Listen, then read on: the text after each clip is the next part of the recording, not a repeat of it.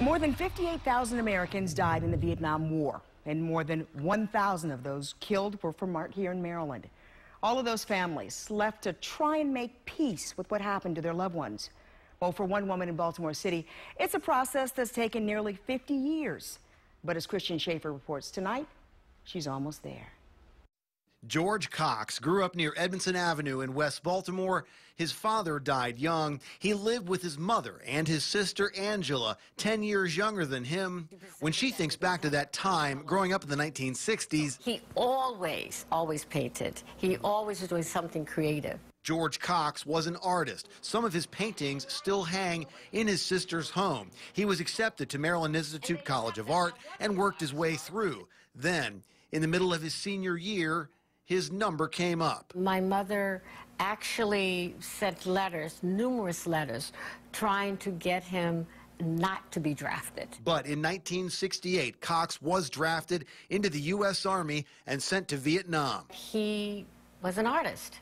So basically what happened, we took a paintbrush out of his hand and we put a gun in his hand. 6 months later, Army officers brought Angela and her mother the news they knew might be coming. I remember the day that I came home from high school and my mother told me that they had contacted her at work and said that it was a surviving officer. Of course we knew. Cox was 25 years old. It took the Army nearly a month to find his body. My brother was left-handed, and when I saw that his left arm had been amputated, then I knew why he died, because he was an artist. And without that, there was no life for him. But his work does live on. This is a photograph he took during his time at MICA called Manuscript Written with a Red Moon. Now, you can see, this is this. And there's the moon. Angela has found a new use for it. She has a background in design, and she's taken the photo and transformed it into colorful scarves. I think he would enjoy this.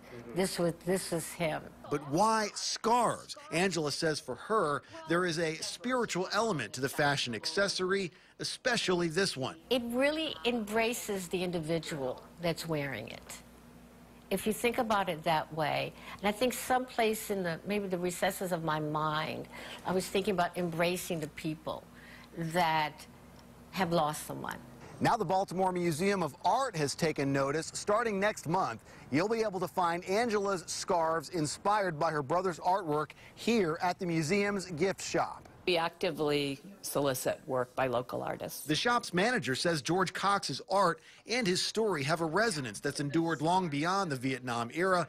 Plus, she likes the scarves. I feel that the design itself is timeless, and the way she's chosen to reinterpret it by her color choice, they're very attractive, and I would probably have carried them anyway, even without the story. Angela is donating 10% of the money from sales of the scarves to the construction of the Vietnam Education Center, a new museum that's being planned for an area near the wall in Washington, D.C. I think my brother's like, what the hell? How did this happen? I hope that as his little sister, I hope that he's proud of what I'm doing. The Education Center could do on a large scale what Angela's scarves are doing for one veteran, helping people understand that the 58,000 killed are more than just numbers. Died for his country,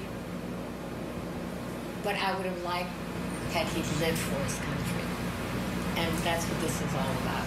A brother-sister collaboration nearly a half-century in the making, tying a Baltimore family back together.